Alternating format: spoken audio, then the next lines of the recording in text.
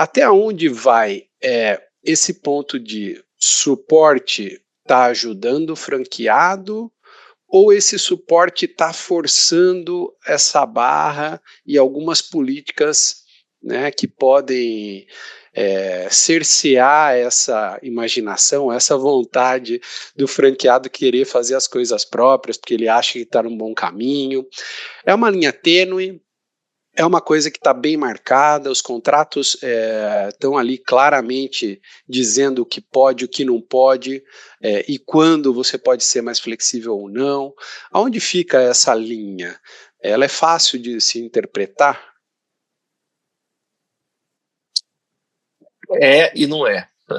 Você tem nos contratos, sim, nos contratos deixa muito claro o papel do franqueado e do franqueador. Nem todos os contratos deixam tão claro, tá? Mas um contrato bem feito, um suporte jurídico bacana. Existe uma lei do franchising que rege esse contrato. Então, se minimamente respeitar o que a lei está pedindo, em teoria você tem ali os papéis das partes. Só que na prática, ele pode confundir um pouco o peso daquele papel. E a gente até usa muito uma dinâmica quando a gente está fazendo a seleção do nosso franqueado, que é a dinâmica do peso que ele dá às responsabilidades de cada lado.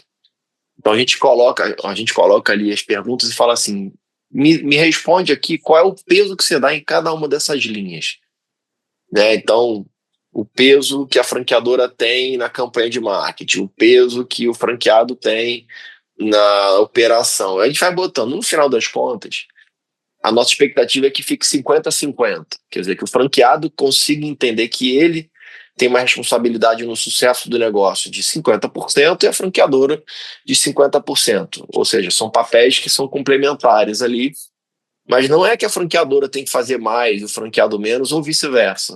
Literalmente são papéis ali que precisam ser complementares. Esse é o grande desafio, a meu ver, para o franqueado e para a franqueadora chegarem nesse equilíbrio, onde o franqueado vai conseguir entregar a parte dele 50% e a franqueadora também. Às vezes o franqueado entrega mais de 50%. Se a franqueadora entregar mais de 50% também, pô, aí é um sucesso maior ainda, entende? A força aumenta. Mas não é uma coisa simples, não, porque muitas vezes existe essa confusão do peso que o franqueado vai dar daquela responsabilidade. Não, isso aqui não é minha responsabilidade, isso aqui eu vou fazer a minha parte. Quando, na verdade, você está ali no mesmo barco, né? Remando ali no mesmo mar, né? Ou no mesmo rio ali. Então, não é uma situação simples de lidar se você tem um franqueado que tem muita resistência para mudança, se você tem um franqueado, às vezes, muito apegado a alguma coisa e você precisa mudar aquilo ali porque você já provou com dados e fatos que aquela mudança vai ser positiva, mas aí o franqueado não quer largar a mão daquilo porque ele acredita mais naquilo ali. Então são desafios ali que você tem no dia a dia. Por isso que eu falo que o relacionamento com o franqueado ele precisa ser muito transparente e muito bom. Para uma franquia, a meu ver, ter sucesso, tem que começar pelo relacionamento bem feito, né? Não pode ser uma coisa de eu falo e você escuta e obedece. Não pode ser assim. Você tem que ter uma troca, sabe? É importantíssimo que o franqueador entenda que mesmo que ele seja o responsável pela padronização, ele também precisa ouvir do franqueado o feedback se aquela padronização está fazendo sentido naquele local. Então, essa troca ela é muito importante. Porque, não, eu já montei 100 lojas, eu sou franqueador, eu sei o que dá certo. Depende. Tem que tomar cuidado, porque no Brasil, tem coisas que funcionam muito bem num lugar e em outro não. Tem produtos que você sabe que são muito bem consumidos aqui nessa região, você vai para essa outra região, ninguém nem conhece o produto, não sabe nem o que aquilo o que aquilo faz.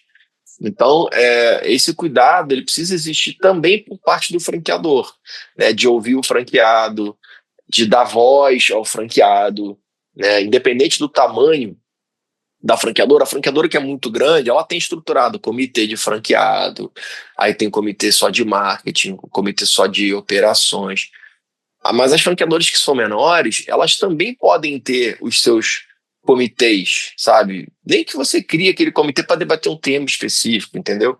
Que é a troca que você vai ter com alguns franqueados, né? Que são franqueados formadores de opinião, que vão colaborar, que vão ajudar, que se destacam, que têm boas práticas, enfim. Então é um jogo muito interessante, mas é um time só. Às vezes o cara joga na posição de zagueiro, o outro no atacante lá. Mas tem que entender que o time tem que jogar junto, né? Então é bem por aí, entendeu?